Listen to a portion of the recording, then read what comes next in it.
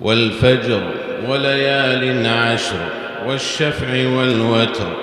والليل إذا يسر هل في ذلك قسم لذي حجر ألم تر كيف فعل ربك بعاد إرم ذات العماد التي لم يخلق مثلها في البلاد وثمود الذين جابوا الصخر بالواد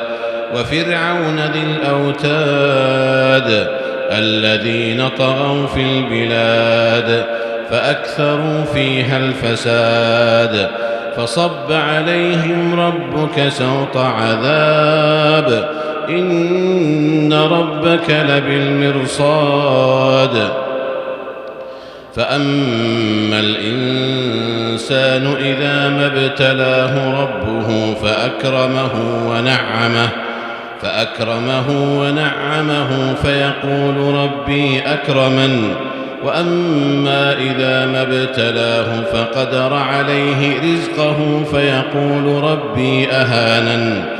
كلا بل لا تكرمون اليتيم ولا تحاضون على طعام المسكين وتأكلون التراث أكلا لما وتحبون المال حبا جما كلا إذا دكت الأرض دكا دكا وجاء ربك والملك صفا صفا وجيء يومئذ بجهنم يومئذ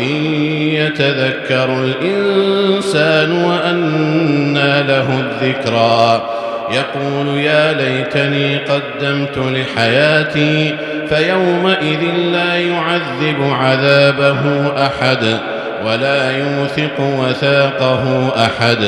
يا أيتها النفس المطمئنة ارجعي إلى ربك راضية مرضية فادخلي في عبادي وادخلي جنتي.